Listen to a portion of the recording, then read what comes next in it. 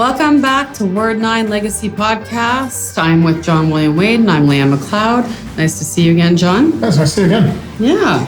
So we're going to just dive right in to Word 9 and the accessibility factors. About a lot of places people not being able to get in with wheelchairs, walkers, senior citizens who have limited mobility, period, just walking, or heavy doors, stuff that doesn't open. So what are your plans for some of these businesses? Like who is able to make things more accessible? Okay, well, I mean, it's a big question. We've been doing some of it. When we did the beautification of International Avenue, 17th Avenue Southeast, what some people don't understand is that it wasn't just putting up lights, it wasn't just putting a rapid bus system through called the Purple Line. It was also, we literally, when we, as a business revitalization zone board, we walked down the street and we saw some really crazy things. We saw signs that were literally right in the middle of the sidewalk. So if you were to walk on the sidewalk talking to your friend, thinking that it's clear, it wasn't. You'd actually bang, it'd hit the pole. And, we saw all kinds of things like that. So we've started the process of making it more accessible and taking away barriers. And I mean, but you know what? It's interesting. As an able-bodied person, we can say, oh, we've done a great job. And, I don't know. I work in the industry. Exactly, and we can say that. I had a heck of a time pulling a wheelchair through doors. Exactly, and it was, for me, what my eureka moment was about a year and a half ago. I broke my ankle. Oh, I didn't know that. Yeah, I broke my ankle. So you were not able exactly for your first time. For the first time, and so I started looking, and I had a weekly business meeting in the morning, and was trying to get to it. And they said, oh, it's accessible. You've got handicap parking. And it was so far away. and then in the winter time, I'm supposed to go with my crutches? Yeah. Like, I couldn't do it. I don't understand that. I think wasn't because if accessible. you're not in that position, you have no idea, or you've never worked with wheelchairs or crutches or anything, and walkers, it's difficult, especially like heavy doors and stuff like that. And it bothered me, yeah, because for the first time I sat there going, maybe it's not so accessible. And it made me really think, that struggle that I was going through. And thank goodness for me, that was only for 3 months. Yeah, but imagine living like that. Exactly, right? Exactly. And so it really started to change my paradigm, because we sometimes think, the person's handicapped, so forget about them. But there's all these people who have so much to offer, and they have things that they want to spend money on too. So why would we not make it more accessible for them? Well, and they have I work in the industry, so I know accessibility is really important, because a lot of them they want to have a normal life. They want to be treated like everybody else, and they want to be able to go to the movies or let's say go to a coffee shop. And if it's not accessible, it's very frustrating. Even parking, you're right about parking. I don't know why, but most places, their handicap parking is way off. Yeah. Way off. It is, and it's incredible, because they've taken all the time to paint it and all that thing and have a sign, but it's not. And so what really hit home for me when I had my broken foot was I had to go to an award ceremony for one of my family members, and it was over in the Jack Singer Concert Hall. I couldn't get there by crutches, so we had to go and in my wheelchair, so I was pushed. And what really made me feel a real deep sense of guilt was there was another individual who was receiving an award, and he was in a wheelchair permanently. I'm just in a wheelchair for a few months, right? And he came up to me and he wheeled over, and I'm going,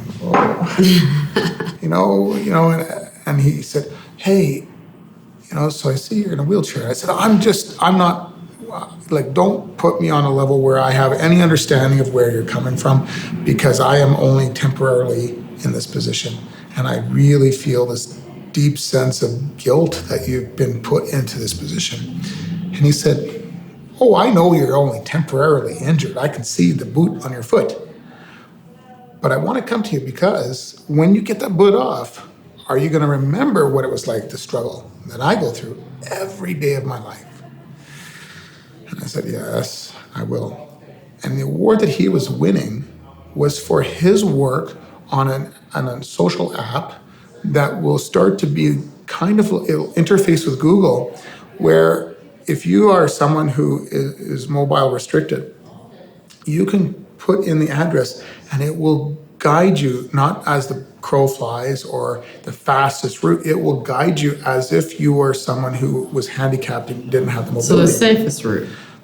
I guess, that would be a good way to put it. Being accessible means safety. Okay, yeah, absolutely. Yeah. And so he's working on that app, and he's an individual here in Calgary doing that. And I thought, wow, see, this is an individual in Calgary who, if we can start bringing him forward and start working with businesses, because can you imagine a business that could get some kind of a title saying that I am actually really accessible for handicaps? Yeah. I think there'd be a lot of businesses who would really like that because, again, they just need to be offered this opportunity and matched up. And that's kind of what your job is as a city councillor. It's not to ram your own agenda down people's throats. Well, and I think the generation, upcoming generations right now, it is an aging generation, right? Like you've got new babies due to COVID and stuff. But right now, we're in that place where most people have, either they have problems with their hips, their wrists, or knees.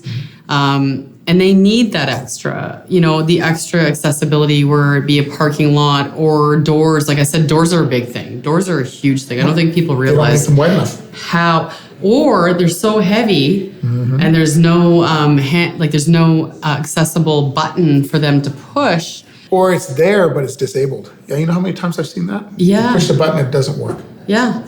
And for a senior citizen, like how strong are you at 80 years old to open a big door? I mean, how strong am I? And I'm in my 40s. Right? Like if you're having troubles with the door. Exactly. So yeah, I look forward to seeing what you're going to do with that part of it. Well, that's why I got involved with the Calgary Seniors Resource Society, because my grandmother, she aged in place. She was lucky to do that. Until she was 93 years old, she lived in her own home. And it was until the last 3-4 months of her life that she couldn't live at home anymore. Yeah. A person's home is their sanctuary, right? It's not just about money. It's about feeling secure. It's their familiarity with where they were living, right? And so we need to be able to give those options to people. And it starts with us as a city recognizing that we need to make it more accessible. And then, what about affordable housing? What are your thoughts on affordable housing in Calgary right now? That goes hand in hand. It does, right? Absolutely. It goes hand in hand. And affordable housing has been a hot button topic for a number of years now, because we have had a lot of people where they weren't able to afford to live here. So there's a couple of aspects. There's about 3 different ways that we need to look at that. Number 1, we can use affordable housing to make it more accessible for handicaps and for seniors to live together. Okay? So what we can do is right now we have a moratorium on illegal suites here in Calgary. And that moratorium will be over, unless it's changed, on December 31st of this year. And then they will start to presumably start looking and start enforcing the rules. Now, during COVID, unfortunately, there's been a lot more isolation. So some people have not been able to get the information, or they've gotten some information, but they don't have the full scope, and they need more time. So we need to really be pushing more for the suites, because then we have a safe place for people to live, right? Because that's the goal, is make it safe and affordable. Instead of necessarily building big buildings where we have a ton of people with lower income in one area. When you do that system, sometimes you risk having it be almost like a ghetto. I don't even think it's just that. I think you're segregating them. Like you're keeping them separate from everybody else. Yeah, exactly. That's what I mean by it. So I think it causes bitterness in a way. When you think about that, yeah, I think it causes a bit of bitterness for an individual, for sure. Absolutely. So if you look at other cities, like for example, Denver. Denver is a very similar climate to what we have. They're similar elevation, a little bit higher than us, but very, very similar. They actually have some rules now that when they're developing, a certain percentage of all new developments have to have an element of affordable housing, regardless of the area of the city. And I think that's wonderful. Instead of just trying to put it all in one area, we need to spread it out so that people have this rich fabric of a social network that starts to develop around them, and we exchange and we understand what they're going through.